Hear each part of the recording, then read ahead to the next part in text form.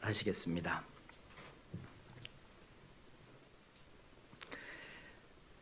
은혜와 사랑이 풍성하신 살아계신 하나님 아버지 감사합니다.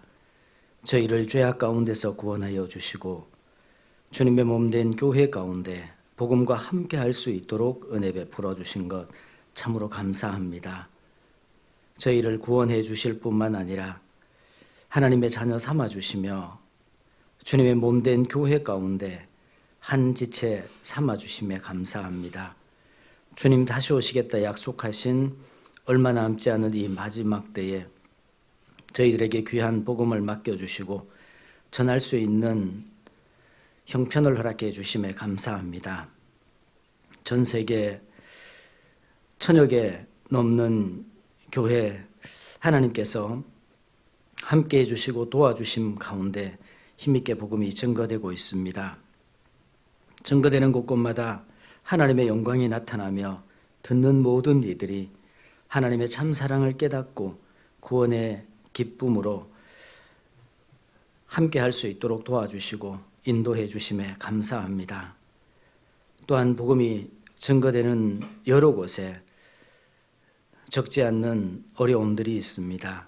하나님께서 함께해 주시고 도와주셔서 복음을 증거하는 모든 입술 위에 영원한 소망을 바라보며 주님을 찬양할 수 있도록 은혜를 더하여 주시옵소서. 특별히 종로와 성북 지역에 이뤄진 영혼들을 위하여 귀한 복음을 맡겨주시고 전할 수 있도록 교회를 허락하심에 감사합니다. 하나님께서 인도해 주시고 함께 해 주셔서 더 많은 영혼들에게 복음을 전할 수 있도록 은혜를 베풀어 주시옵소서. 아직 구원받지 못한 우리 가족들에게, 지인들에게, 이웃들에게 이 귀한 복음을 전할 수 있도록 하나님 아버지 그 길을 열어 주시옵소서. 오늘 주일을 맞이하여 하나님의 말씀 앞에 저희들 함께 할 수 있도록 은혜 베풀어 주신 것 참으로 감사합니다. 이 자리에 참석하신 모든 분들의 생활과 또 그 마음까지 알고 계시오매 합당한 말씀으로 위로해 주시고 교훈해 주셔서 우리의 삶이 온전히 주님 기뻐하시는 삶으로 승화될 수 있도록 인도하여 주시옵소서. 오늘 이 자리에 마땅히 함께하여야 하나 여러 가지 형편으로 함께하지 못한 우리 믿음의 식구들 어느 곳에 있든지 어떠한 형편에 있든지 같은 은혜 가운데 살아갈 수 있도록 자비를 베풀어 주시옵소서. 이 한 시간 허락하셨사오매 주님 뜻대로 인도하여 주시고 오직 하나님의 영광만이 나타나기를 간절히 간구드립니다. 도와주시고 함께해 주시옵소서. 우리를 죄악 가운데서 구원하신 고마우신 우리 구주 예수님의 이름으로 감사하며 기도드리옵나이다. 아멘. 성경 말씀 데살로니가 전서 2장 1절로 4절 말씀입니다.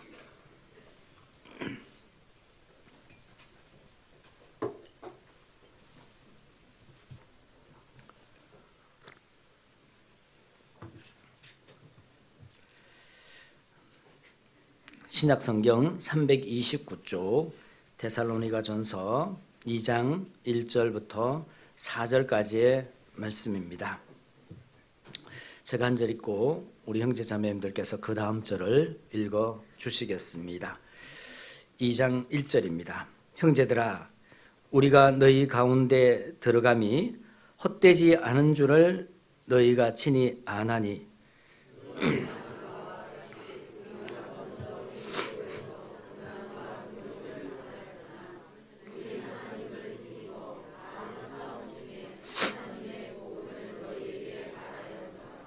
우리의 권면은 간사에서나 부정에서 난 것도 아니요 괴계에 있는 것도 아니라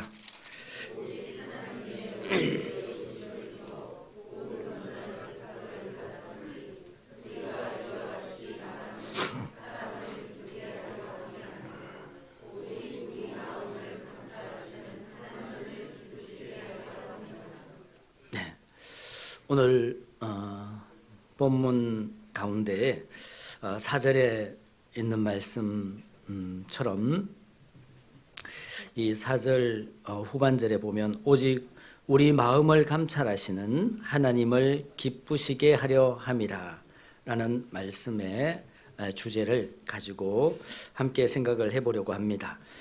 좀 더 짧게 하면 하나님을 기쁘시게 하는 자, 좀 더 확대하면 하나님을 기쁘시게 하는 교회라는 그러한 주제를 한번 생각해 보려고 합니다. 그러고 보니까 2024년 우리가 시작하면서 가장 먼저는 내 마음을 오른편에 두라라는 전도서 10장 말씀을 가지고 시작을 했습니다. 그리고 이어서 시편 37편 말씀을 연속해서 우리가 함께 배웠습니다. 의인의 삶과 축복이라는 말씀, 그리고 너의 길을 여호와께 맡기라. 그리고 또 하나는 약속된 의인의 축복까지 2월 11일까지 이렇게 함께 공부를 했습니다. 언제 우리가 공부를 했냐고요? 우리가 함께 공부를 했습니다. 사실은 모두 하나님께서 기뻐하시는 성도들의 그런 삶의 태도와 마음이라고 볼 수 있습니다. 그래서 이 말씀 오늘은 특별히 조금 늦은 감이 없잖아 있지만 이 말씀은 사실은 2024년 우리 종로교회 성도 목표와도 같습니다. 2024년 성도 목표가 뭐였죠? 하나님을 기쁘시게 하는 교회. 하나님을 기쁘시게 하는 교회라고 우리가 목표를 정했습니다.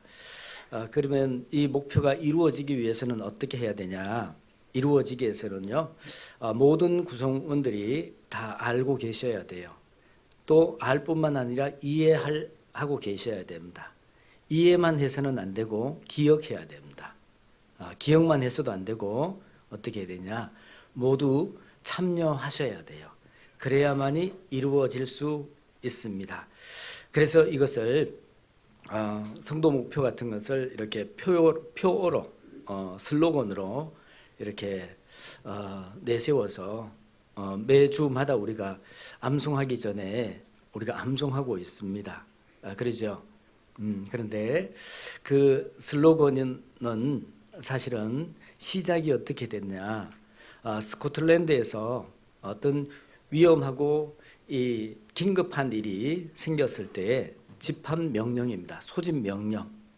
슬로겐 그러면은 뭐야 이런 뜻이에요. 집합 이런 뜻입니다. 그러니까 그 왜 모이는지 알아야 되겠죠. 모이면 그리고 모인 모든 구성원들이 어떻게 행해야 될지도 알아야 되겠죠.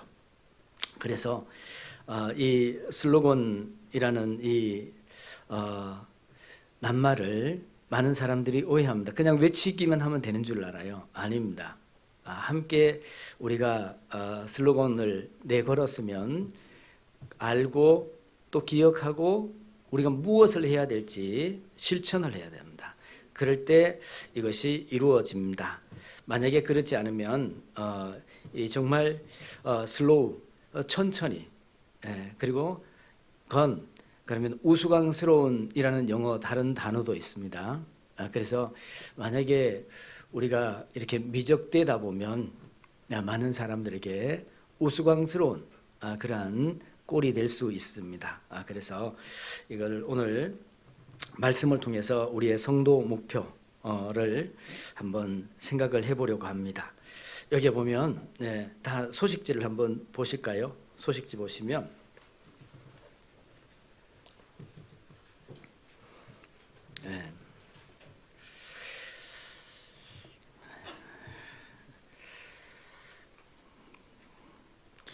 같이 한번 읽어보겠습니다. 하나님을 기쁘시게 하는 교회 됐습니다. 그 다음에는 어떻게 읽냐?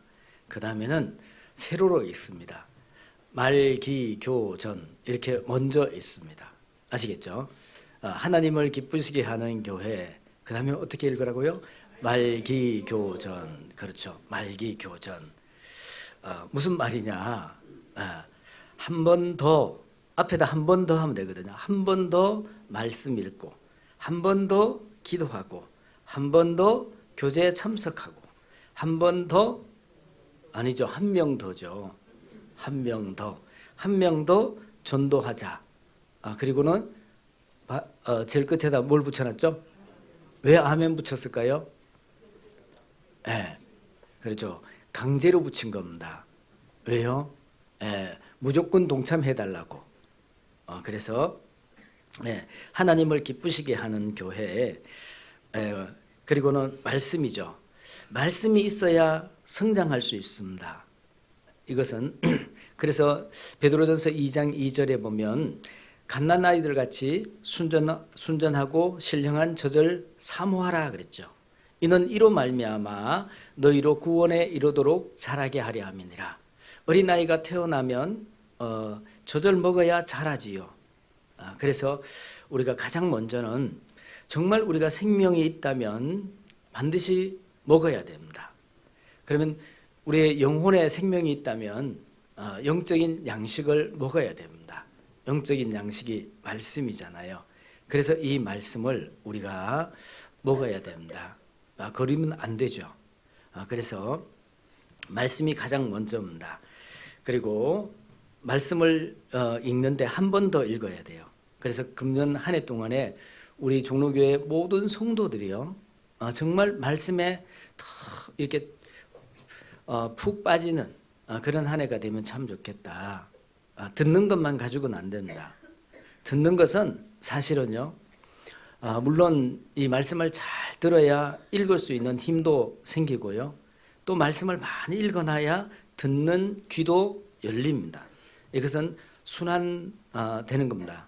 그렇기 때문에 우리가 말씀을 읽는데 그동안에 읽었던 그 말씀에 한 장 더 읽으시기 바랍니다. 그래서 금년 한 해는 모든 성도님들이 최소한 1독 이상 이렇게 말씀을 읽는 그런 한 해가 되면 좋겠다. 그리고 두 번째는 기도죠. 한 번 더 기도하고, 기도는 영혼의 호흡이라고 이야기합니다. 아시겠죠? 기도가 막히면 어떻게 돼요? 기도가 막히면 죽어요. 만약에 기도하지 않고 내가 살아있다, 그러면 영적으로 죽은 상태로 움직이고 있는 겁니다. 참 신기하죠. 그래서 기도는 하나님께서 항상 기도하고 쉬지 말고 기도하라고 그렇게 이야기합니다. 항상 기도에 힘쓰고 감사함으로 깨어 있으라. 항상 기도하고 감사함으로 깨어 있으라. 항상 기도하시는 분은 감사할 수 있습니다. 왜 우리 입술에 불평과 원망이 나오냐? 기도하지 않거든요. 기도하면 하나님께서 가장 먼저 내가 서 있는 이 위치, 그 위치를 하나님께서 깨닫게 해주시고, 또한 내가 해야 될 일을 하나님께서 알려주십니다. 깨닫게 해주십니다. 그래서 말씀은 하나님의 뜻을, 하나님의 말씀을 우리가 듣는다면 기도는 그 말씀을 듣고 내가 하나님 앞에 내 형편과 사정, 내 마음을 하나님께 고백하는 겁니다. 그렇게 될 때 하나님께서 우리의 마음을 다시 확인시켜 주시고 그 안에서 마땅히 어떻게 행해야 될 것을 깨닫게 해 주십니다. 그래서 기도 한 번 더 기도하시기 바랍니다. 무시로 기도하라 그랬죠. 틈만 나면 기도해 보십시오. 그러면 결코 우리의 삶이 무미건조하지 않습니다. 외롭지 않습니다. 늘 하나님이 함께 하시기 때문에 그렇습니다. 그 다음에 교는 뭐죠? 교제예요. 교제는 어떻게 해야 되죠? 한 번 더 교제해야 돼요. 요한복음 15장에 보면 그렇게 말씀하시죠. 너희는 내가 일러준 말로 깨끗하였으니 내 안에 거하라. 내 안에 거하라고 명령하셨습니다. 안에 거해야만이 하나님의 보살핌을 받을 수 있고, 하나님의 사랑을 더욱 느낄 수 있고, 하나님의 사랑을 실천할 수 있고, 또 그 안에 있을 때 안전하고, 또 그 안에 있을 때 하나님께서 하나님의 은혜와 축복을 우리에게 공급해 주신다는 사실을 기억하시기 바랍니다. 그리고 전도죠. 예. 말기교전. 전도는 어떻게 하라고요? 한 명 더 전도하자. 전도하라가 아니에요. 감히 이 전도하라고 명령하지 않았습니다. 전도하자.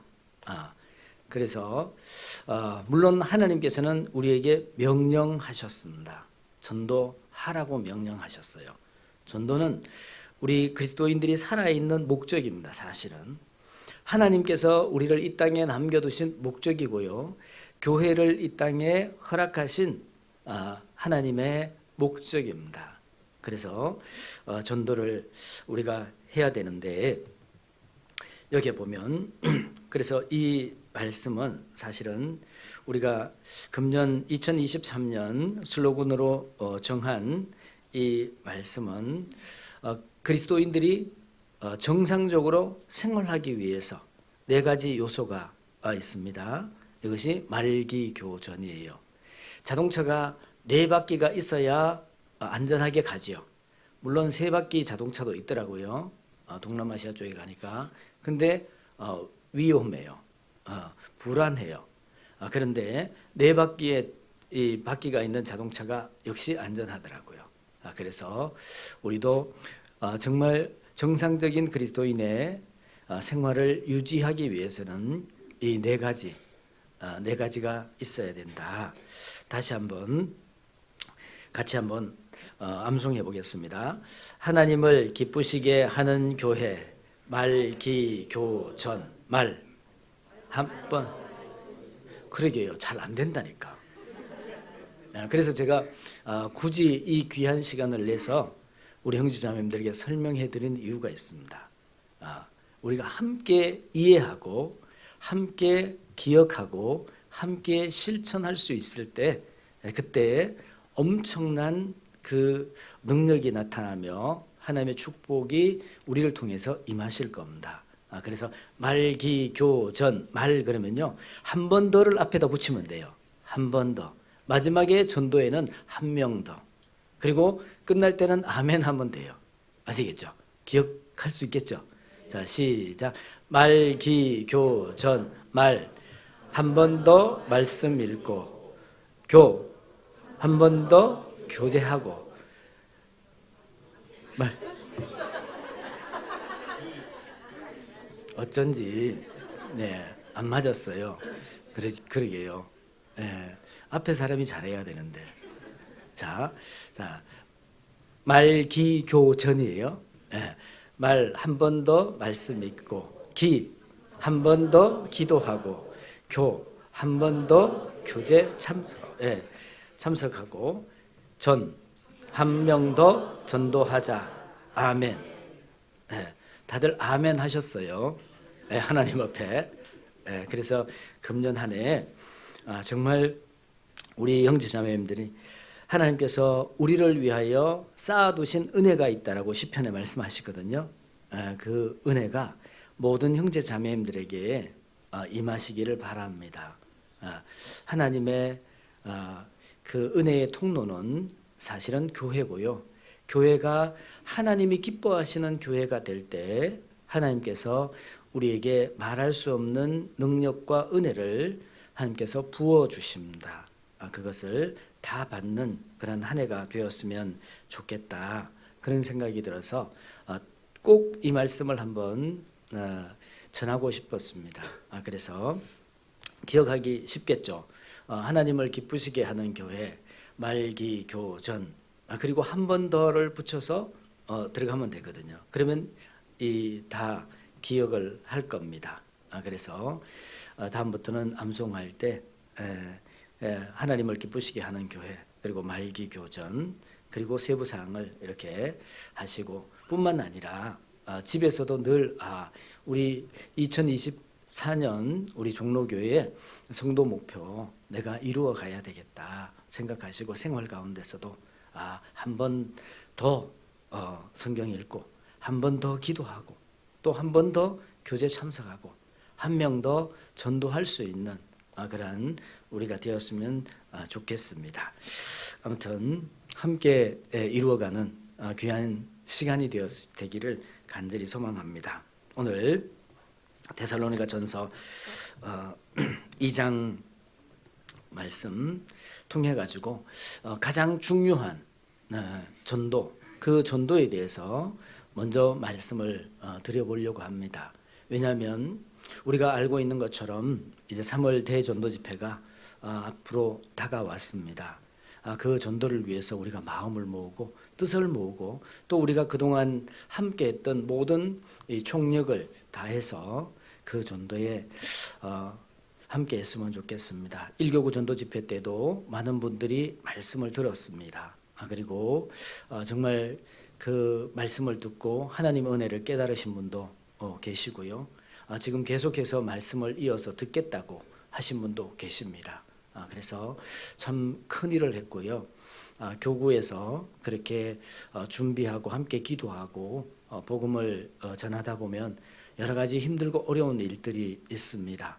그 일들을 이겨낼 때 우리의 신앙이 더욱 다져지고 또 여러 가지 문제를 해결하는 가운데서 우리의 그 마음이 넓어지고 우리의 신앙이 성숙해감을 몸소 느끼리라 생각이 됩니다. 그래서 철부지 그 청년들이 결혼을 해서 그 아이를 낳고 그 아이를 이 밤새 간호하면서 키워보면 그리고 특별히 속을 많이 썩이는 그런 자녀를 둔 그런 부모들은 마음이 점점 넓어지죠. 점점 좁아지는가요? 아니죠. 점점 넓어져요. 왜? 이건 뭐 버릴 수도 없고 포기할 수도 없고 어쩔 수 없이 눈물로 안고 가야 되는 그런 상황이 주어집니다. 그런데 나중에 돌아보면 그것을 통해서 우리가 하나님 앞에 완성된 인격체로 자라가는 거예요. 성장해 가는 거예요. 그래서 그런 이야기가 있어요. 자녀가 이 청소년기, 사춘기면 부모님은 성숙기라고 이야기합니다. 들어보셨어요? 안 들어보셨구나. 자녀가 그 사춘기 때 속을 그렇게 썩이잖아요. 그러면 어쩔 수 없이 다 받아줘야 되잖아요. 그러다 보면 성숙해 가거든요. 마음이 넓어지고 인내도 배우고 또 정말 용서라는 것도 배우고 눈물 가운데 사랑이라는 것도 배우고 그런 가운데 자녀가 철이 들어가고 그러면 보람을 느끼잖아요. 그것처럼 우리가 함께 하나님의 일을 함께 함으로 인해서 우리의 신앙이 더욱 견고해지고 넓어지는 것을 배울 수 있을 겁니다. 오늘 데살로니가 전서에서 그런 말씀들을 하고 있습니다. 여기 보면 이렇게 이야기합니다. 먼저 데살로니가 전서는 사도 바울께서 신약 성경을 14권 기록했잖아요. 서신서 14권을 히브리서까지 하면 14권을 기록하셨습니다. 그런데 그 14권의 서신서 중에 가장 먼저 기록된 서신서가 데살로니가 전서입니다. 여기에 2장 1절에 이렇게 이야기하죠. 형제들아 우리가 너희 가운데 들어감이 헛되지 않은 줄을 너희가 친히 아나니. 특별히 이 그 데살로니가 지역에 복음이 들어간 것은 하나님의 은혜와 하나님의 축복이었습니다. 하나님의 섭리였습니다. 여기가 마게도냐 지역의 이 수도였잖아요. 데살로니가 지역이 마게도냐 그 지역의 나라의 수도였습니다. 그래서 이 지역에 복음이 들어갈 때에 순수하게 받아들였냐? 물론 그렇지 않습니다. 복음이 전해지는 곳에는 항상 환난과 핍박이 있게 마련입니다. 그래서 우리가 전도 집회를 할 때 기억하시라고, 우리가 하나님의 일을 하면 마귀는 반드시 방해할 거라고, 가만두지 않을 거라고. 하나님은 빛이십니다. 하나님의 말씀도 빛이십니다. 빛이 비치는 곳에는 반드시 그림자가 따라오게 되어 있죠. 이건 순리입니다. 자연의 현상인 것처럼 하나님의 복음이 들어가는 그곳에도 많은 환난과 핍박이 있게 마련입니다. 초대교회 당시부터 그랬고요. 지금까지 그랬습니다. 아니 지금 우리 시대도 그렇습니다. 여기 보면 이렇게 이야기를 합니다. 형제들아 우리가 너희 가운데 들어감이 헛되지 않은 줄 너희가 친히 아나니 2절 너희 아는 바와 같이 우리가 먼저 빌립보에서 고난과 능욕을 당하였으나 같이 읽겠습니다.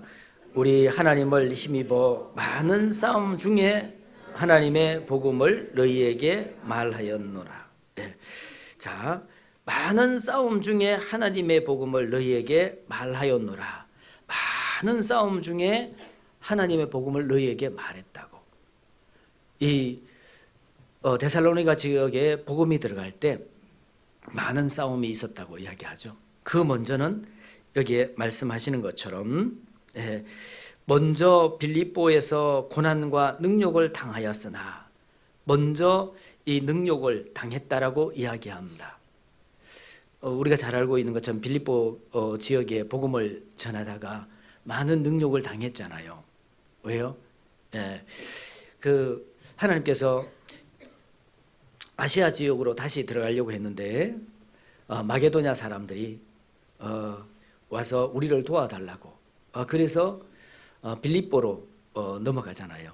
빌립보에 들어갔을 때 마게도냐의 첫성 빌립보에 들어갔을 때에 그때에 복음을 전하는데 심지어는 회당도 없고 기도할 만한 곳이 없어서 유대인들의 관습을 따라서 이 강가에서 기도하러 갔죠.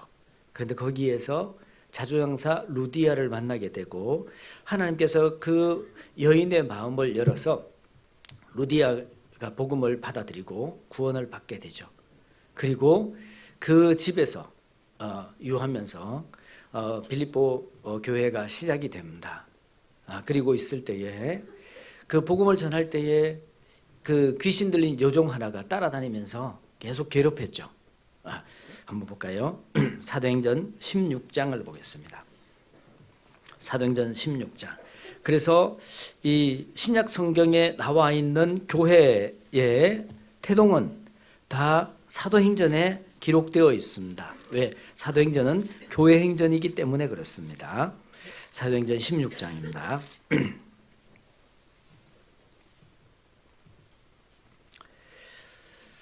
16장 16절을 보면 이렇게 시작합니다. 우리가 기도하는 곳에 가다가 점하는 귀신 들린 여종 하나를 만나니 점으로 그 주인들을 크게 이롭게 하는 자라. 바울과 우리를 쫓아 와서 소리 질러 가로되 이 사람들은 지극히 높은 하나님의 종으로 구원의 길을 너희에게 전하는 자라 하며 이같이 여러 날 하는지라. 바울이 심히 괴로웠어요. 귀신 들렸으니까 귀신같이 알아보는 거예요.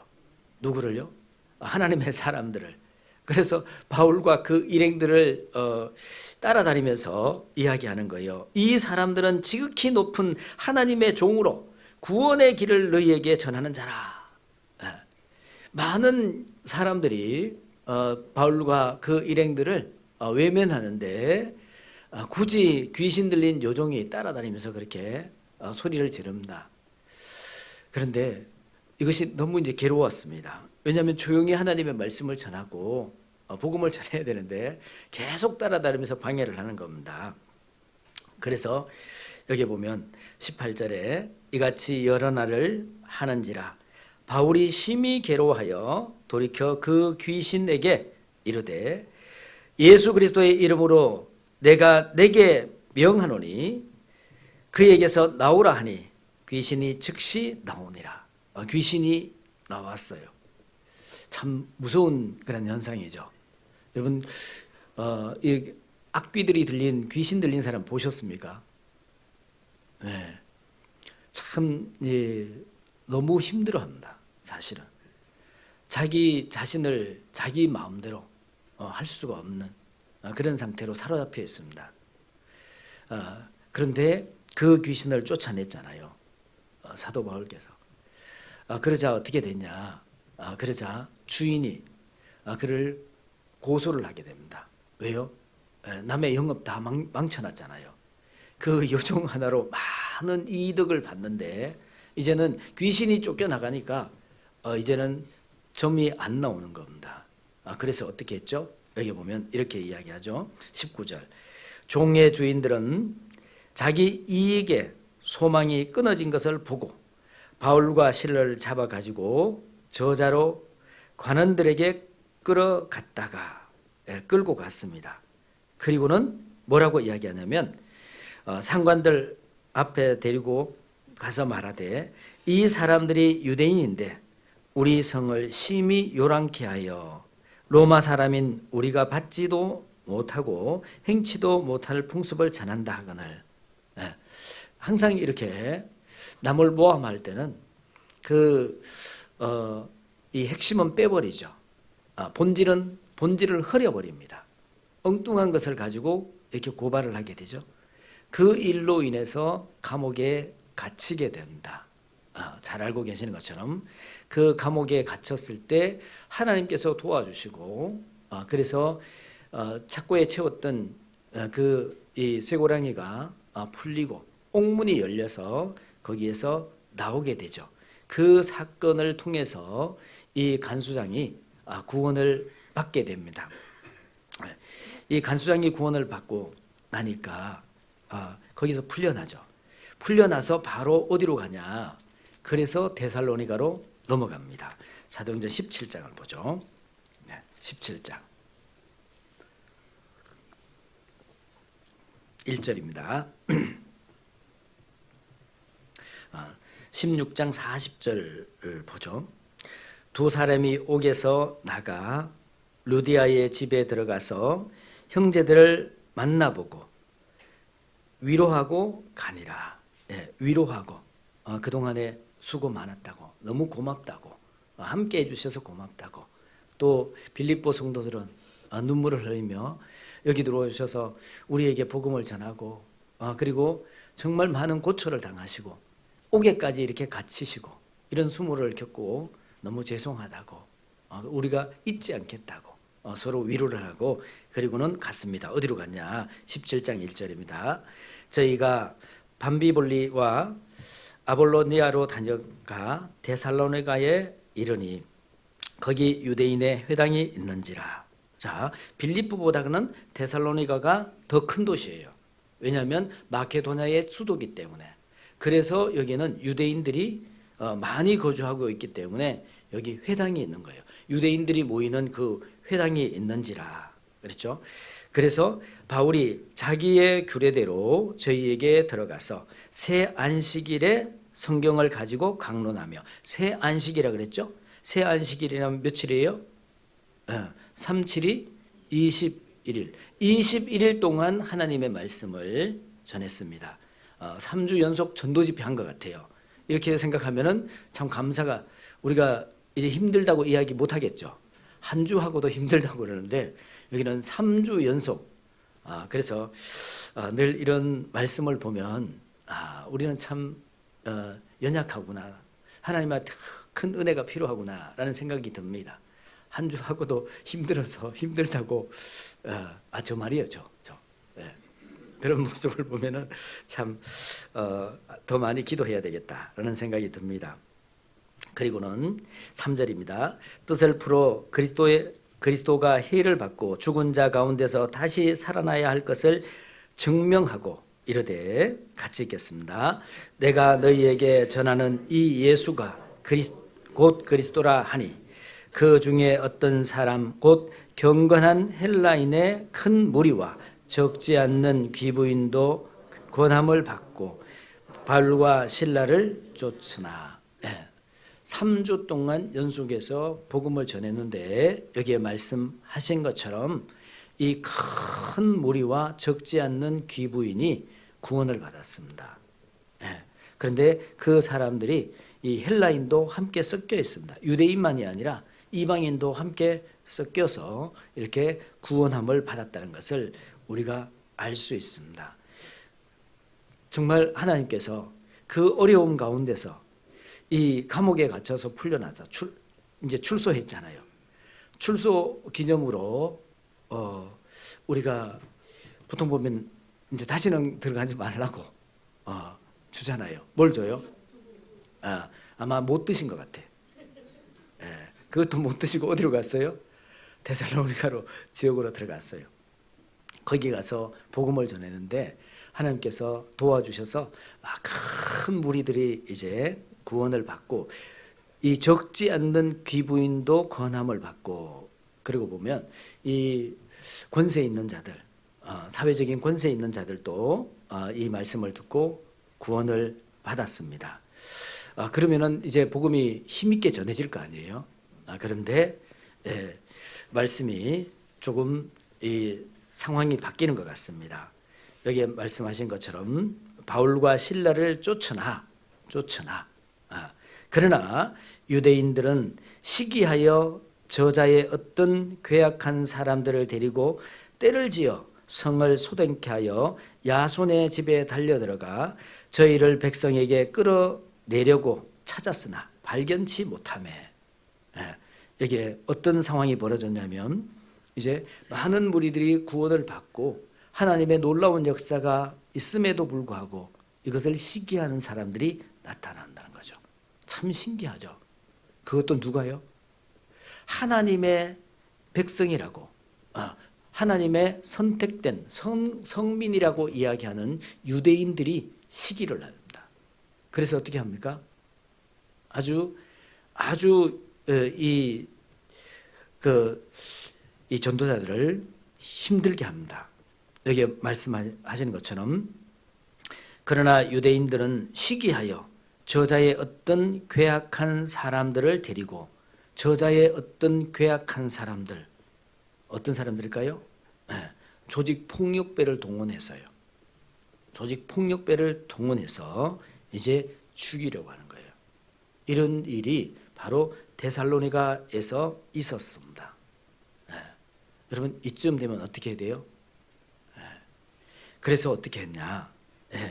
그래서 찾아서 하려고 하니까 야손과 및 형제를 끌고 읍장들 앞에 가서 소리질러 가로되 천하를 어지럽게 하던 이 사람들이 여기도 이름에 야손이 들렸도다.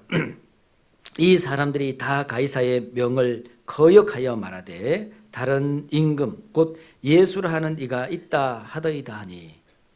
항상 이렇게 모함한 진리를 모함하는 사람들은 그 본질을 흐리게 하기 위해서 엉뚱한 것을 가지고 빌미를 삼습니다. 그래서 여기에서 더 이상 잊지 못하고 형제들이 급히 바울과 그 일행들을 피신을 시킵니다. 어디로요? 베레아 지역으로. 그래서 10절에 보면 밤에 형제들 곧 바울과 실라를 베레아로 보내니. 그래서 베레아로 들어가는 거예요. 그래서 우리가 잘 알고 있는 그 사도행전 17장 11절 말씀이 나오게 됩니다. 뭐라고 이야기했죠? 베레아 사람은 데살로니가에 있는 사람보다 더 신사적이었어. 간절한 마음으로 말씀을 받고 이것이 그런가요? 날마다 성경을 상고함으로 그 중에 믿는 자들이 많고. 사실은 이러한 상황 속에서 이 말씀이 나온 거예요. 그러면 베레아 사람들은 데살로니가 사람보다 더 신사적이었다면 데살로니가 사람들은 덜 신사적이었어요. 그렇죠? 아니 신사적이기보다는 너무나 무지막지했죠. 조직 폭력배를 동원해서 그렇게 모함하고 그리고 협박하고 급박했던 그러한 사람들이 바로 데살로니가 사람들이에요. 그럼에도 불구하고 이 데살로니가 전서 2장에 이렇게 이야기하죠. 자, 데살로니가 교회의 태동에 대해서 우리가 함께 봤습니다. 2절 데살로니가 전서 2장 2절입니다.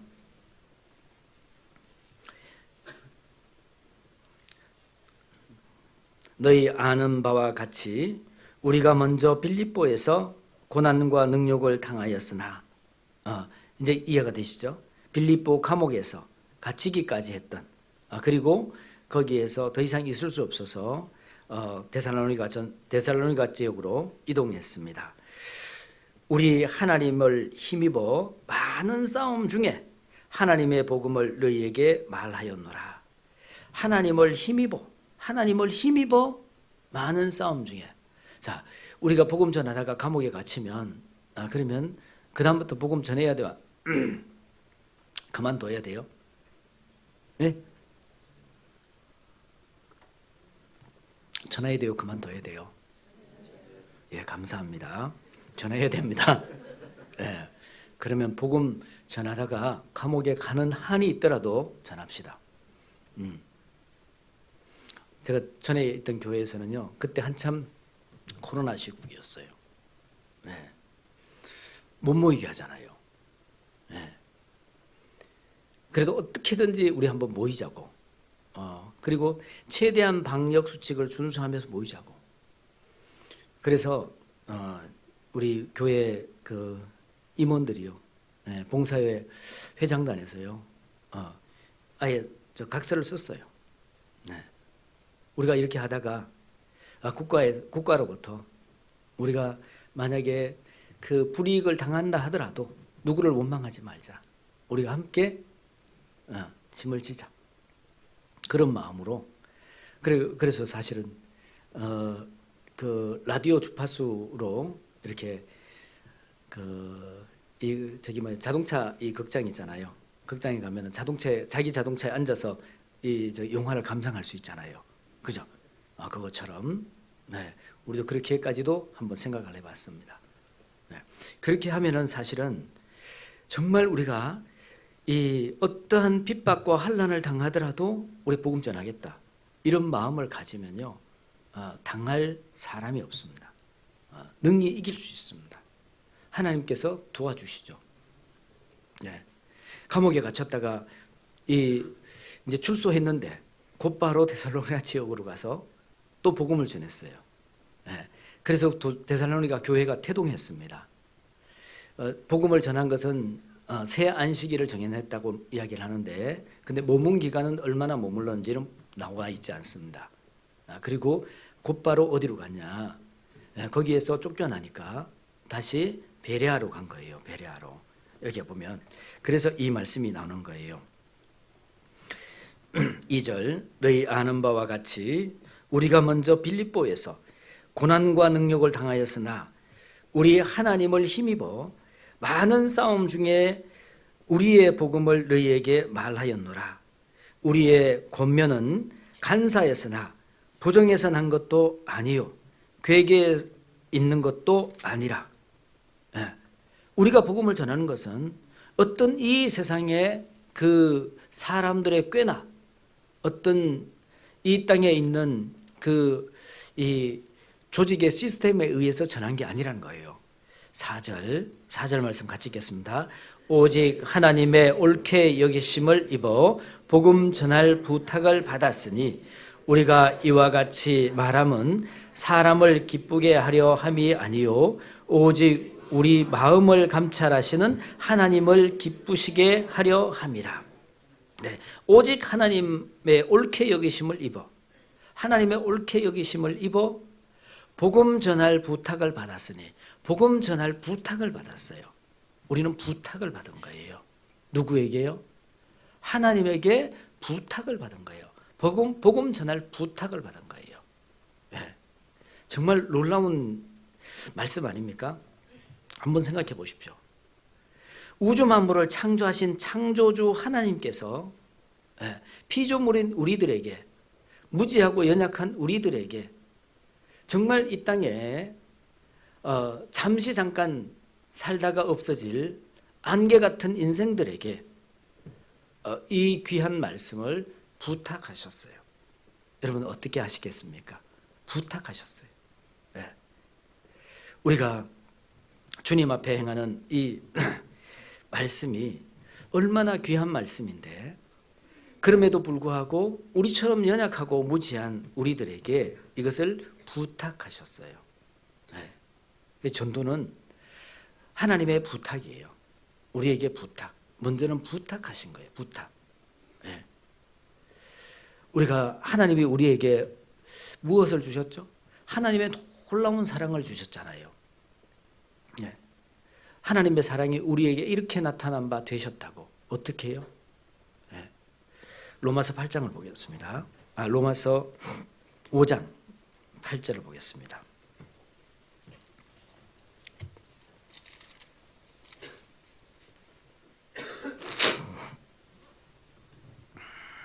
로마서 5장 8절. 로마서 5장 8절.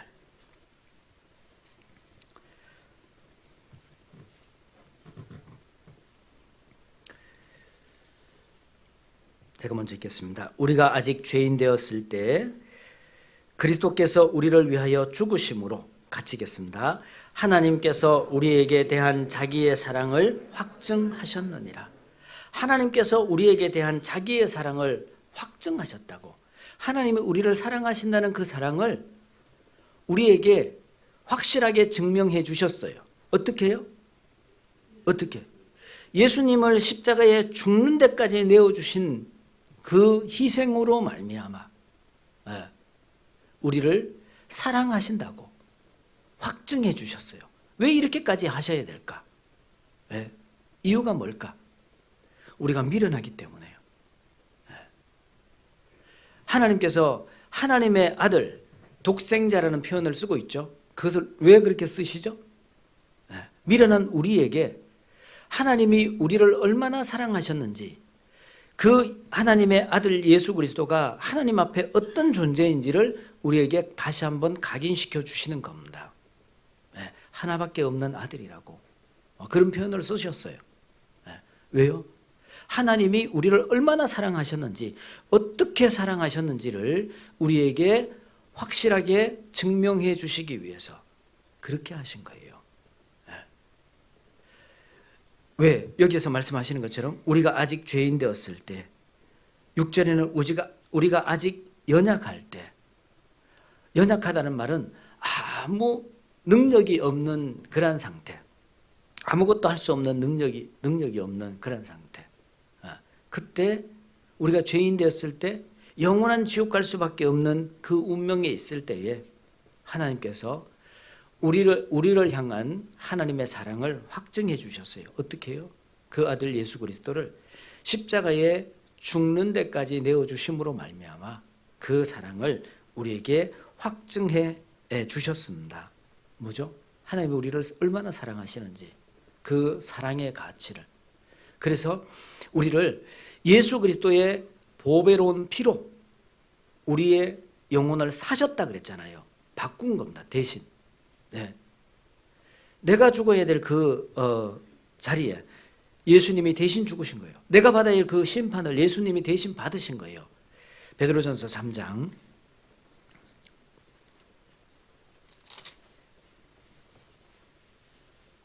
18절 말씀입니다.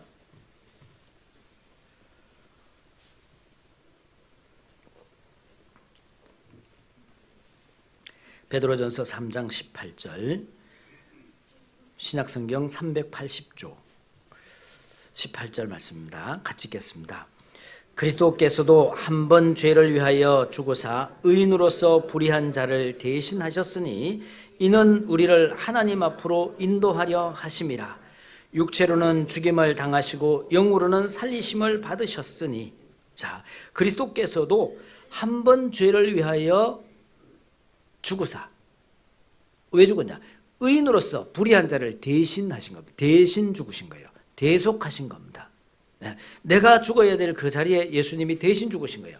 내가 받아야 될 그 형벌을 예수님께서 대신 받으신 거예요. 내가 받아야 될 그 고통, 그 수욕, 그 핍박을 예수님이 대신 받으신 겁니다.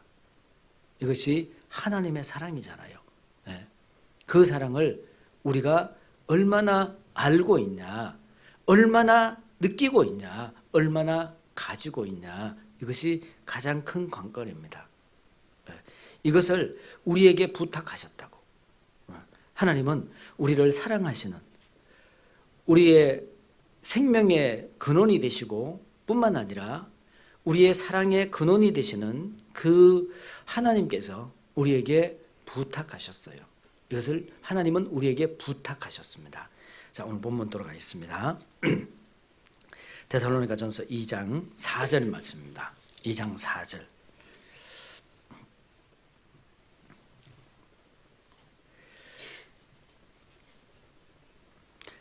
(2장 4절) 오직 하나님의 옳게 여기심을 입어. 옳게 여기심을 입어. 무슨 말입니까? 하나님 앞에 우리가 의롭다함을 입어. 하나님께서 우리를 위하여 대신 아들을 죽는 데까지 내어주심으로 우리의 죄를 대속하여 주시고 영원한 천국의 소망을 주신 그 하나님의 의, 하나님의 뜻, 그것을 입어. 옳게 여기심을 입어 복음 전할 부탁을 받았으니 우리가 우리에게 먼저 하나님의 사랑을 보여주시고 이런 놀라운 사랑이 있다고, 이런 놀라운 은혜가 있다고 그걸 보여주시고 그리고 우리에게 부탁하셨어요.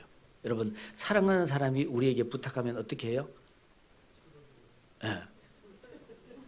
네. 사랑할 때는요, 사랑할 때는 안 되는 게 없죠. 다 되죠. 별도 따줄 수 있고 달도 따줄 수 있어요. 그렇죠? 형제님들의 표정이 점점 굳어져요. 네, 별도 달도 따줄 수 있는 그런 사랑을 만나야 되는데, 그죠? 사랑하는 사람이 원하면 다 해줄 수 있죠. 하나님께서 우리를 사랑하신다고, 죽기까지 사랑하셨다고. 누구를요? 하나님이 죽으신 것이 아니라 하나님의 아들을 죽는 데까지 내어주신 그 하나님께서 우리를 사랑하신다고 우리에게 확정해 주셨고 그 사랑을 우리에게 보여주시고 이제 우리에게 부탁하셨어요. 복음은 부탁받은 거예요, 우리가. 그렇기 때문에 우리가 하나님의 은혜가 너무 크고 너무나 귀하다는 것을 알기 때문에, 그 사랑이 어떤 사랑인지 알기 때문에 어떻게 하죠? 그래서 우리가 복음을 전하는 거예요. 그래서 복음을 전하는 거예요. 옛날에 선교사님이 아프리카를 가다가 한 어머니가 이 아들을, 자기 아들을 안고 거기에서 매를 맞는 거예요. 왜? 그 노예 시장에서 이 여인을 팔려고 하는데 이 아이가 있어서, 아들이 있어서, 젖먹이 아들이 있어서 안 팔리는 거예요. 그래서 주인이 그 아들을 떼고 팔려고 하는데 이 여인이 죽어도 나는 아들을 버릴 수 없다고 끌어안고 매를 맞는 거예요. 그 광경을 보고 선교사님이 너무 안타까워서 이 여인의 값이 얼마냐고. 그래서 자기가 다 내주잖아요. 다 내주고 데려오려고 그러는데 그 아이도 데려와야 되잖아요. 그 아이도 또 값이 있어요. 마저 냈어요. 다 냈어요. 그리고 그 여인에게 이제는 당신은 자유의 몸이니까 당신 마음대로 하라고. 그 여인이 어떻게 했을까요? 나는 결코 그렇게 할 수 없다고. 선생님의 그 은혜가 너무너무 크기 때문에 나는 죽는 날까지 선생님의 종이 되겠다고. 그렇게 따라 나왔잖아요. 나는 당신 필요 없다고. 그러니까 자유의 몸이 되라고. 아이 잘 키우라고. 그런데도 불구하고 끝까지 따라 나오잖아요. 그래서 나중에 어떻게 됐죠? 나중에 그 열악한 환경 가운데 이 선교사님이 다니다가 나중에 이 독사에게 물리게 되잖아요. 그리고 의식을 잃고 쓰러집니다. 그런데 나중에 자기가 의식이 돌아와서 눈을 떠보니까 그 누워있는 그 옆에 그 여인이 죽어 있는 거예요. 입으로 그 독을 빨아내는 거야. 입으로 계속 독을 빨아냈어요. 그 독을 빠는 게 참 위험한 일입니다. 입 안에 조금만 상처가 있어도 그 독에 감염이 될 수 있죠. 대신 죽은 거예요, 거기서. 그러니까 정말 우리가 그 은혜라는 거, 그 사랑이라는 거, 그게 뭔지 모르지만 하나님의 사랑이 우리를 강권하시는 거거든요. 우리가 복음을 전하는 것은요, 이것이 율법이 아닙니다. 정말 하나님의 은혜를 받았다면, 그 은혜를 알고 있다면, 그러면 전하지 않을 수가 없는 거예요. 누구나 사도 바울과 그 일행들처럼 감옥에 갇히고 매를 맞고 착고에 채워지고 그런 환난을 당하면 그만두고 싶죠. 누구나 그 마음이 들어요. 예레미야 선지자가 그러잖아요. 너무 핍박을 받으니까 다시는 내가 여호와의 이름으로 말하지 아니하겠다. 예레미야서에 그렇게 이야기하잖아요. 선언을 했습니다. 복음 전해보면 그래요. 특별히 우리 가족들에게 복음 전하면 너무나 힘들고 어려운 일들이 많이 있잖아요. 그런데 그럼에도 불구하고 또 복음을 전하는 이유가 뭐죠? 이유가 뭐예요? 우리가 받은 그 구원이 너무나 확실하고, 그리고 누구든지 그 구원을 받아들이기만 하면 영원한 천국의 은혜를 받을 수 있는데, 그것을 전하지 않음으로 우리의 그 안이한 마음 때문에 전하지 않음으로 복음을 그만둘 수는 없잖아요. 내가 다시는 여호와의 이름으로 말하지 아니하리라 했습니다. 그러니까 어떻게 했어요? 편했습니까? 아니죠. 내 중심이 불붙는 것 같아서 견딜 수 없나이다. 내 중심이 불붙는 것 같아요. 견딜 수 없어요. 그래서 또 전하는 거예요. 가족 전도 하다 보면 그렇잖아요. 전하지 않을 수가 없어요. 전해야 되죠. 왜? 우리가 알고 있는, 세상 사람들이 뭐라 하더라도 내가 믿고 있는 이 구원이 너무나 확실하기 때문에, 하나님의 역사가 너무나 확실하잖아요. 지금은 예전보다 더 큰 증거를 우리가 보고 있지 않습니까? 지금 세상 정세를 보면 어떻습니까?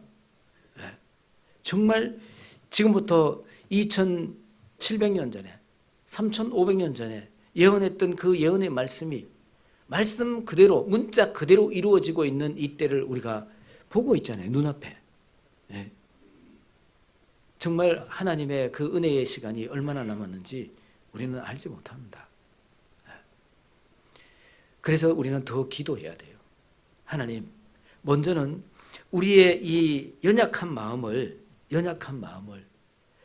주님의 그 뜨거운 마음으로 바꿔달라고. 정말 하나님의 은혜를 받은 자면 하나님의 은혜를 받은 자답게 우리가 생각하고 행동할 수 있도록 해달라고 우리가 하나님 앞에 간구해야 되잖아요. 그래서 우리가 여기 옆에 이렇게 말씀을 적어놨잖아요. 뭐라고 적어놨죠? 여호와께서 내게 주신 모든 은혜를 무엇으로 보답하는 거예요. 부탁을 받은 거 보답하는 거예요. 여호와께서 내게 주신 모든 은혜, 내게 주신 은혜가 뭐예요? 그 은혜를 여러분 깊이 생각해 봐야 돼요. 세상에서 가장 사실은 슬프게 하는 것들, 가장 큰 불행을 가져오는 것은 배은망덕입니다. 은혜를 모르는 거잖아요. 그 배은망덕입니다. 정말 이 갚을 것이 없어서 예전에 중국에서 결초보은이잖아요. 그 결초보은. 그 풀을 메어서라도 그 은혜를 갚으려고 그렇게 했던 그런 옛 성인들의 그 사자성어가 그냥 나온 게 아니거든요. 우리가 여호와께서 내게 주신 모든 은혜를 무엇으로 보답할까? 무엇으로 보답해야 되죠? 여기 있었죠. 왜 이 사람이 나와요?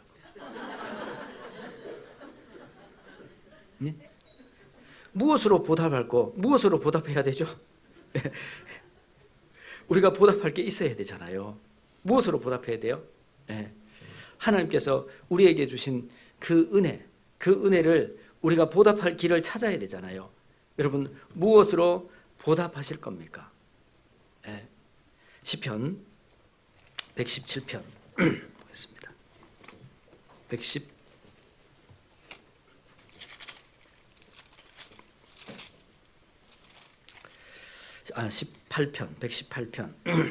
17절 말씀. 시편 118편 17절 말씀.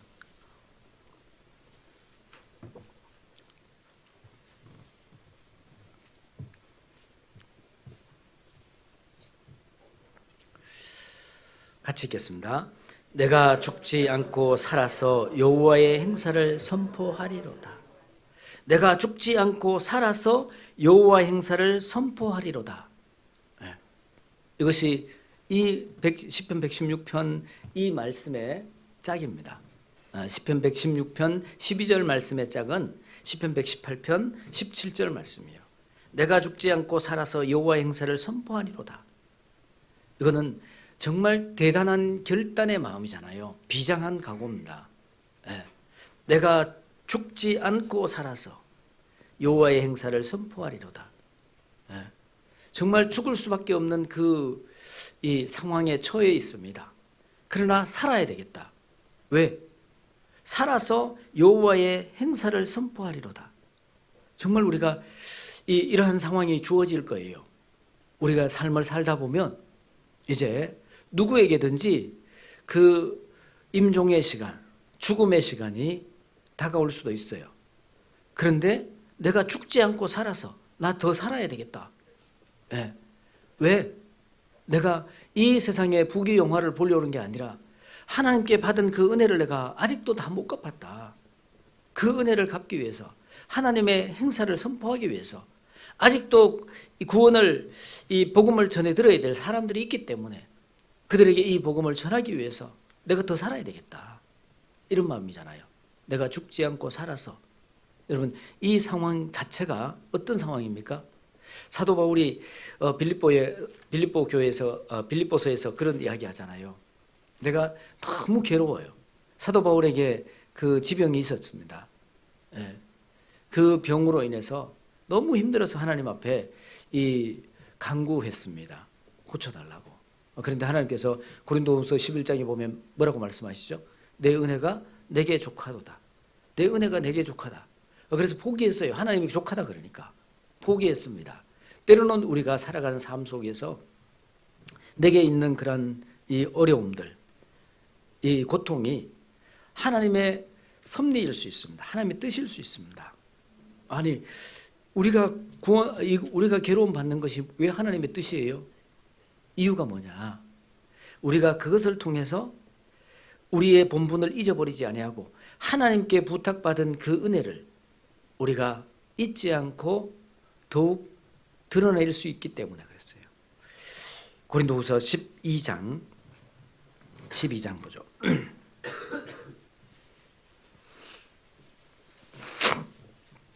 고린도후서 12장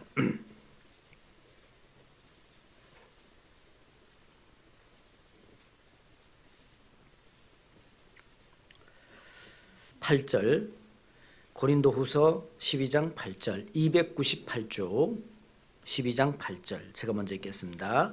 이것이 내게서 떠나기 위하여 내가 3번 주께 간구하였더니 내게 이르시기를, 같이 읽겠습니다.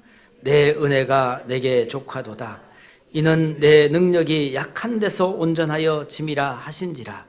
이러므로 도리어 크게 기뻐함으로 나의 여러 약한 것들에 대하여 자랑하리니 이는 그리스도의 능력이 내게 머물게 하려 함이라. 자, 정말 괴로움이 있었습니다. 어떤 문헌에는 큰 안질이 있었다고 이야기하는데, 눈이 아프면 정말 힘들잖아요. 우리가 눈에 안압만 이렇게 차도 정말 고통스러운데, 근데 문제는 안 아파 본 분들은 전혀 몰라요. 그렇죠? 네. 근데 너무 힘든데, 그런데 이것을 그래서 때로는 진물이 나서요. 다른 사람들에게 이렇게 혐오감을 주어서 가까이 하지 않으려고 했던 사람들도 있었다고 이야기합니다. 그래서 복음을 위해서. 그래서 안질이 너무 안 좋았잖아요. 그래서 편지를 쓸 때도 눈 좋은 더디오를 통해서 대피를 하기도 하고, 정말 내가 써야 되겠다 그러면 큰 글씨로 이렇게 쓰기도 하고 그랬습니다. 그래서 그것을 낫기를 간구했습니다. 그때에 하나님께서 이르시기를 내 은혜가 내게 족하도다. 야, 너 그냥 그대로 지내라. 그냥 그게 좋겠다. 그래서 우리도 정말 힘들고 그런 고통스러운 일이 있을 때요, 하나님께 꼭 기도하셔요. 무엇을 위해서? 병 낫기를 기도하셔요. 병 낫기 위해서 함께 기도하라 그랬잖아요. 기도하고 그래 기도했는데도 불구하고 안 나으면 그럼 그것을 은혜로 받아들이는 게 좋아요. 예. 그러면 왜? 그 이유가 뭐냐면 내 은혜가 내게 족하도다. 이는 내 능력이 약한 데서 온전하여 짐이라 하신지라. 이름으로 도리어 크게 기뻐함으로 나의 약한 것들에 대하여 자랑하리니. 그래서 사도 바울은요, 자기의 약한 것들에 대해서 자랑했어요. 그것을 가지고 자랑했습니다. 약한 것들 때문에 더 이상 높아지지도 못하고 하나님 앞에 더욱 겸손해질 수 있었고 겸손한 자에게 하나님의 은혜가 머물렀잖아요. 그래서 우리가 복음을 전하는 것은요, 우리가 하나님이 명령하셨기 때문에 아니라 먼저는 하나님이 우리를 죽기까지 사랑하신 그 사랑을 우리가 알기에, 그 은혜를 알기에, 정말 하나님께서 우리에게 내게 주신 모든 은혜를 무엇으로 보답할고 하는 마음으로 살아가는 거예요. 그 은혜를 가지고 살아가는 거예요. 우리가 하나님의 은혜가 커지면 커질수록 우리의 마음은 부자예요. 우리의 마음은 더 강해질 수 있어요. 은혜가 크면 클수록 그 어떠한 장애물도 우리는 뛰어넘을 수 있습니다. 은혜가 크면 클수록, 은혜가 작아지면 작아질수록 내 모습이 너무나 초라하고 내게 있는 것이 너무나 부족하고 원망하고 불평하고 그리고 내 앞에 있는 조그만 장애물에도 걸려 넘어지고. 왜 그러냐? 은혜가 작아서 그래요. 그래서 우리에게 말씀하시기를 너희는 예수 그리스도를 깊이 생각하라. 깊이 생각해 보셔야 돼요. 주님이 우리에게 주신 그 은혜가 얼마나 큰지 깊이 생각해 보셔야 돼요. 정말 우리가 이 땅에 살아가는 것이, 어떤 분은 그래요. 은혜가 작으니까 하나님의 은혜로 구원받은 그 구원까지도 후회해. 내가 괜히 구원받아가지고 내가 이렇게 힘들게 살아간다고. 다들 이렇게 아닌 것처럼 생각하시는데요. 어떤 상황이 주어져 봐요. 우리 마음이 그렇게 간사해져요. 깊이 생각해 보셔야 돼요. 하나님의 은혜, 내게 주신 모든 은혜를 내가 무엇으로 보답할고, 여호와께서 내게 주신 모든 은혜, 그 은혜가 얼마나 큰데, 그 은혜 가운데 우리가 살고 있음을 기억하면요, 우리가 이 땅에서 어떤 모습으로 살든지 감사할 수 있어요. 우리가 이 땅에 아무리 화려하게 산들 얼마나 살겠습니까? 그런데 하나님께서 우리에게 그 은혜를 부어주시고 그 은혜 위에 살 수 있도록 뿐만 아니라 이 세상에 썩어지고 없어질 것을 위해서 일하지 아니하고 영원하고 신령한 것을 위해서 일할 수 있는 기회를 주신 것, 이것만큼 큰 은혜가 또 어디 있겠습니까? 가끔 그런 생각이 됩니다. 제가 구원받을 때 90년대 초에만 하더라도 우리 교회가 그렇게 많지 않았잖아요. 전도인도 불과 얼마 되지 않았어요. 그런데 함께 구원받고 정말 믿음의 선배님들이 하시는 대로 그냥 따라다녔어요. 그 안에 머물고 순종하고. 그러다 보니까 지금 어떻습니까? 우리 한국에 227개 교회가 든든하게 서 있고요. 거기에 전도인들이 지금 현재 약 670명 전도인들이잖아요. 전 세계적으로는요. 전 세계적으로 1075개 교회가 있어요. 해외 교회가 1075개 교회가. 여러분 상상이 되세요? 아마 교회 이름도 다 모를 거예요. 지금은 어떤지 아세요? 그 교회들이 더 폭발적으로 복음을 전하고 있기 때문에요. 정말 놀라운 역사가, 앞으로 5년, 10년 뒤에는 얼마나 큰 역사가 일어날지 몰라요. 그런데 우리가 기억해야 될 게 있어요. 내가 내 자신만을 위해서 쓰는 그 물질은요, 내 자신에게밖에. 그런데 그 복음의 그 역사가 일어나는 곳에 우리가 정말 이 물질을 쓰잖아요. 그럼 어떻게 될까요? 이거는 정말 놀라운 역사가 일어나는 거예요. 예수님께서 말씀하셨잖아요. 작은 소자에게 물 한 그릇 떠주는 그 상도 잊지 않는다 그랬잖아요. 그렇죠? 오늘 열심히 우리 주방에서 밥하고 계셔요. 점심 이제 하고 계시는데 그 점심 하는 것이 내 집에서 점심 하는 거, 이 음식을 하는 거하고 교회당에서 하는 거하고 무엇이 더 유익할까요? 네. 우리는 육신적으로만 생각하면 집에서도 밥 해야 되는데 여기 와서 또 밥 해야 되냐? 그럴 수 있어요. 근데 한번 생각해 보세요. 이 음식을 먹는 분들이 누구예요? 하나님의 일을 하는 사람들이에요. 그렇죠? 그리스도인이 먹잖아요. 그것이 먹고 이 힘을 얻고 그래서 더 큰 일을 하잖아요. 그럼 그 밥 한 끼를 먹은 사람이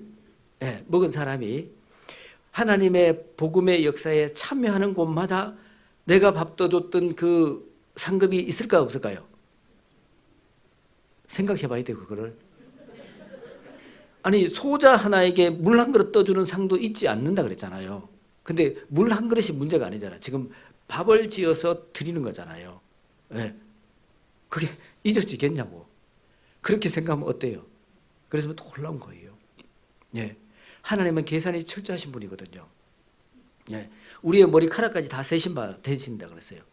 여러분 어떻게 저는 그 구절을 읽다가요. 너무너무 죄송했어요. 왜요? 제 머리가 잘 빠지거든요. 그러면 남들보다 매일매일 세셔야 되잖아요. 네. 근데 그러다가 생각했던 게 왜 하나님이 우리의 머리카락까지 다 세시고 계실까? 생각이 들었어요. 왜 그렇게 하실까요? 하나님께서 땅에 있는 성도는 존귀한 자니 존귀하게 보시는 거예요. 너무 귀한 거예요. 우리가 자녀를 낳잖아요. 자녀를 낳으면 처음에는 어때요? 너무 이쁘고 귀엽죠. 네. 그러면 우리 그 아이들의 그 발가락 하나하나, 손가락 하나하나, 그리고 손톱이 기는 그 길이도 이제 다 엄마가 다 알아요. 네. 다 알아. 왜 그러죠? 어떤 분은 처음 이 발톱을 깎아단 것을 깎아가지고 거기다가 집어넣어 놨더라고. 네. 보관을 하고 있어. 네. 우리 아이 거라고. 네. 아이들이 처음 신었던 그 양말, 그 다음에 베네 쪼고리, 그걸 다 보관하고 있어요. 왜요? 내 자녀이기 때문에, 귀하기 때문에. 하나님이 왜 하찮은, 본인도 아무 생각 없이 그냥 툭툭 털고 이 드라이기로 말려버리는 이 머리카락 하나하나를 하나님 다 세신다 하실까? 그렇게 귀하게 여기신다는 거예요. 우리를 그렇게 귀하게 여기셔요. 정말 말할 수 없는 그 은혜를 우리에게 부어주시고, 그리고 어떻게 하죠? 그리고는 우리의 그 일거수일투족을 다 감찰하시고 그 가운데 관심을 갖고 우리를 보호하고 인도해 주시는 그 하나님, 그 하나님께서 우리에게 어떻게 하셨다고요? 우리에게 부탁하셨다고. 무엇을요? 복음을 전하라는 부탁을 하셨어요. 부탁을. 우리에게 부탁하신 거예요. 먼저는 이 복음 전도는요, 우리가 의무로 하는 게 아니에요. 은혜로 하는 거예요. 은혜로. 하나님의 은혜로 우리가 부탁받은 거예요. 자, 데살로니가전서 2장 4절 보죠.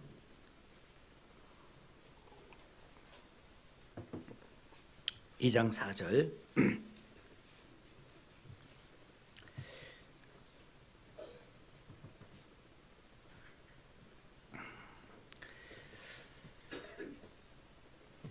같이 읽겠습니다.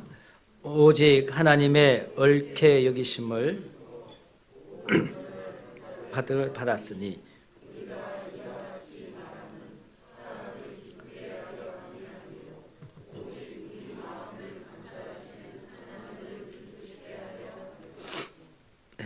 여기 보면 오직 하나님의 옳게 여기심을 입어 복음 전할 부탁을 받았으니, 복음 전할 부탁을 받았어요. 그 부탁을 받은 하나님께서 우리에게 부탁하신 거잖아요. 그 부탁하신 것을 우리가 이루어 갈 때 하나님께서 얼마나 대견하게 여기겠어요. 얼마나 기뻐하시겠어요. 그래서 그 비밀을 사도 바울은 알았어요. 그랬으니까 우리가 이와 같이 말함은 사람을 기쁘게 하려 함이 아니요 오직 우리 마음을 감찰하시는 하나님을 기쁘시게 하려 함이니라. 우리 마음을 감찰하시는 하나님을 기쁘게 하려 함이니라. 복음 전하는 거예요. 어떤 분 그리고 복음 전하는 문제에 대해서 계속 이렇게 골몰하고 말씀을 전하고 이렇게 하니까 우리 목사님은 성도 수에 그렇게 연연한다고. 네, 죄송하지만 제가 숫자에 연연할 것 같으면 이 자리에 서지 않습니다. 네. 그래서 제가 다른 교회에 가시겠다 그러면 잡지 않아요. 죄송합니다. 잡지 않아요, 제가. 네. 가셔서 더 귀하게 쓰임 받으시라고. 대신에 큰 교회로 가시겠다 그러면 제가 막아요. 붙들어요. 더 작은 교회로, 더 어려운 데로. 외국에 선교사를 도우러 가겠다 그러면은 예, 제가 그 보따리 싸가지고 보내드려요. 예, 더 귀한 일. 우리가 복음 전할 부탁을 받았으니 우리가 이와 같이 말함은 사람을 기쁘게 하려 함이 아니요. 사람을 기쁘게 하려 한 게 아니에요. 예. 오직 우리 마음을 감찰하시는 하나님을 기쁘시게 하려 함이니라. 오직 우리의 마음을 감찰하시는 하나님을 기쁘시게 하기 위해서. 그래서 사실은 우리 가족 중에 우리 전도하는 사람들 중에서 이 호스피스 병동에서 죽어가는 그런 환자들 요즘엔 참 들어가기 어렵습니다. 참 안타까워요. 네. 그런 분들에게 복음을 전하는 이유가 어디에 있죠? 하나님 앞에 그분도 동일한 귀한 영혼이에요. 한 영혼이에요. 네. 제가 서울에 있을 때에 강동 담당을 했었는데 그 강동을 담당하다 보니까 병원에 자주 갔습니다. 원자력 병원, 그 서울 이 아산병원 자주 다녔습니다. 삼성병원. 네. 한 번에는요. 아산병원에 이 요청이 왔는데 에이즈 환자예요. 에이즈 환자. 네. 그 당시만 하더라도 방호복을 다 입고 들어가도 불안해. 네. 그때만 하더라도 지금처럼 이렇게 그 환자에 대해서 많이 알려지지 않았습니다. 가서 보고는 제가 깜짝 놀랐어요. 저랑 동갑이에요. 나이가. 그런데 그 병으로 인해서 그렇게 오래 살지 못해. 부모님들조차도 빨리 죽어라 그래. 근데 그것을 어떻게 그 병을 얻게 됐냐. 수혈하다가 다쳐서 수혈하다가 얻게 됐어요. 너무 안타깝잖아요. 너무 억울하잖아요. 그런데 이 환자가 지능적으로 좀 떨어져요. 또 그 환자를 상담을 하는데 야 정말 하나님 앞에 받은 은혜가 없으면 정말 못 가겠더라고. 처음에는 그 지하철 타고 2호선 지하철 타고 거기 전철역에 내렸어요. 한참을 기도합니다. 또 병원에 도착해서 또 로비에서 또 한참 기도해요. 제가 그렇게 비겁한 줄 몰랐어요. 제가 그렇게 비겁한 줄 몰랐어요. 그런데 나중에 방호복을 다 입고 이제 들어가서 이렇게 하는데 너무너무 감사하게도요. 얼마나 잘 받아들인지 몰라. 그러니까 우리가 그렇게 전할 수 있는 이유가 뭐냐. 하나님께서 우리에게 정말 넘치는 은혜를 우리에게 부어주셨잖아요. 그 은혜를 우리가 받았기 때문에 그 비밀을 알기 때문에 그리고 우리가 전하면 그 또한 우리와 동일한 은혜를 받을 것을 알기 때문에 우리는 전하는 거예요. 전도는 이게 우리가 어떤 율법적으로 어떤 명령으로 그렇게만 우리에게 말씀하셨다면 우리가 오늘까지 이렇게 이르지 못했을 거예요. 우리가 초창기 우리 조선에 복음을 전했던 많은 선교사님들 있잖아요. 그 선교사님들, 특별히 우리 조선에는요, 그 선교 지역에서 많이 배우신 분들, 의사라든가 그리고 많이 배우신 분들만 들어왔어요. 왜냐하면 워낙 우리 조선의 문호를 닫아놓고 있었기 때문에 들어올 수가 없었습니다. 그분들이 여기 와서 왜 그 희생을 감수하면서 눈물로 복음을 전했을까요? 때로는 자기의 자녀를, 자기의 아내를 잃어가면서 여기에 복음을 전했을까요? 하나님께 복음 전할 부탁을 받은 거예요. 복음 전할 부탁을. 전도는 부탁받은 거예요. 왜요? 하나님께서 우리에게 그 이상의 놀라운 은혜를 우리에게 허락해 주시고 그리고 부탁하신 거예요. 부탁하시고 하나님 그냥 멀리 가 계신가요? 아니요. 지금도 하나님께서 살아 역사하시고 그 가운데서 우리를 도와주시고 계시잖아요. 고린도후서 6장을 보겠습니다.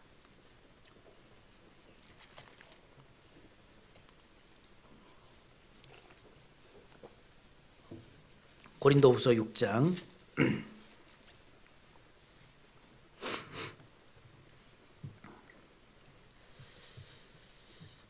1절 말씀입니다. 같이 읽겠습니다. 우리가 하나님과 함께 일하는 자로서 너희를 권하노니 하나님의 은혜를 헛되이 받지 말라. 여기 뭐라고 이야기하냐면 너희를 권하노니 하나님의 은혜를 헛되이 받지 말라. 하나님의 은혜를 헛되이 받지 마라. 우리가 구원받은 것이요, 내가 믿음이 좋아서 내가 의로워서 아닙니다. 모두 다 하나님의 은혜였습니다. 전적인 하나님의 그 자비와 사랑이었습니다. 그 가운데 우리가 구원받은 거예요. 2절에 보면 가라사대 내가 은혜 베풀 때에 너를 듣고 구원의 날에 너를 도왔다 하셨으니 보라 지금은 은혜 받을 만한 때요 보라 지금은 구원의 날이로다. 우리가 구원받을 때도 사실은 우리가 운이 좋아서 아니에요. 하나님께서 우리를 태어나면서 지금까지의 그 인생의 걸음을 지켜보시고 그리고 우리의 마음이 낮고 그리고 정말 하나님을 간절히 찾는 그런 마음이 생겼을 때, 무엇인가 진리를 간절히 찾는 마음이 생겼을 때 그때 부르신 거예요. 그때 불러서 이 말씀이 우리의 마음에 새겨진 거잖아요. 여러분 구원받은 때를 한번 생각해 보십시오. 절묘한 때잖아요. 절묘한 때. 그때 우리가 하나님의 은혜를 우리가 받게 된 거예요. 그래서 말씀하시기를 하나님의 은혜를 헛되이 받지 마라. 하나님의 은혜를 받았으면 정말 여호와께서 내게 주신 모든 은혜를 무엇으로 보답할고 무엇으로 보답할 거냐 이거예요. 여러분 무엇으로 보답하실 겁니까? 내가 죽지 않고 살아서 여호와의 행사를 선포하리로다. 여러분 이 강단 좌우편에 왜 그 말씀을 걸어놨을까요?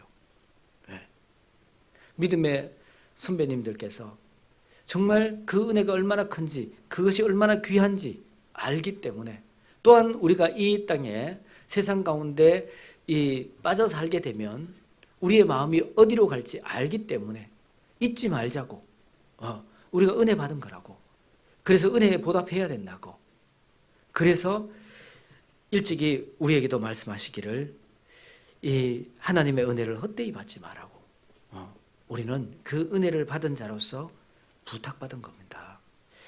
데살로니가전서 2장을 보겠습니다. 2장 4절 2장 4절 다시 한번 읽겠습니다. 오직 하나님의 옳게 여기심을 입어 복음 전할 부탁을 받았으니 우리가 이와 같이 말함은 사람을 기쁘게 하려 함이 아니요 오직 우리 마음을 감찰하시는 하나님을 기쁘시게 하려 함이라. 복음 전할 부탁을 받았고요. 그 부탁은 사람을 기쁘게 하는 게 아니에요. 사람들에게는 외면을 당하고 핍박을 당하고 심지어는 같은 형제 자매라고 하는데 조차도 핍박할 수 있어요. 방해할 수 있습니다. 그런데 우리가 그때마다 기억해야 될 것은 오직 우리 마음을 감찰하시는 하나님을 기쁘시게 하려 함이라. 하나님을 기쁘시게 하기 위해서 우리가 그 일을 하고 있는 거예요. 복음 그래서 어떤 분은 우리 속도 모르는 분들이 그러잖아요. 친구들이 야, 나 데려가면 얼마 줘? 여러분 얼마 받았어요? 예. 하나님 나라에 놀라운 상급으로 쌓여 있겠죠. 그러나 그것이 아니라 그 영혼이 불쌍해서 내가 받은 은혜가 너무 커서 그래서 복음을 전하는 겁니다. 그래서 우리가 금년 한 해 하나님을 기쁘시게 하는 교회, 그 교회를 하나님께서 은혜와 축복으로 더해 주시고 그 가운데 함께하고 있는 모든 형제 자매님들과 각 가정마다 하나님의 넘치는 은혜와 축복이 함께하기를 간절히 소망하는 그런 마음, 그 마음으로 정말 금년 2024년 성도 목표를 정했고요. 그리고 그 모든 은혜가 우리 형제 자매님들에게 돌아가는 그런 귀한 한 해가 되기를 바랍니다. 같이 기도하겠습니다. 은혜와 사랑이 풍성하신 하나님 감사합니다. 저희를 죄악 가운데서 구원하여 주시고 주님의 몸된 교회 가운데 귀한 복음 맡겨주시고 저희의 모든 성정을 알고 계시오매 귀한 복음을 부탁해 주셨습니다. 은혜 받은 자로서 하나님 앞에 부탁받은 그 복음 전파의 사명을 다할 수 있도록 도와주시고 인도하여 주시옵소서. 3월 대전도 집회 기도로 준비하고 있습니다. 기도하는 손길 위에 함께해 주시고 말씀을 들고 나아가 증거하시는 우리 형제 자매님들 입술에 지혜와 능력 더 입혀 주셔서 담대히 하나님의 복음의 말씀을 전할 수 있도록 은혜를 베풀어 주시옵소서. 또한 말씀을 대언하실 양상용 목사님 입술에 지혜와 능력 더 입혀 주시고 먼저 구원받은 우리 형제 자매님들 은혜에 보답하는 마음으로 함께 할 수 있도록 도와주시고 인도하여 주시옵소서. 모든 생에 전능하신 하나님의 손길에 의지하며 우리를 언제나 사랑하시는 예수님 이름으로 감사하며 기도드리옵나이다. 아멘.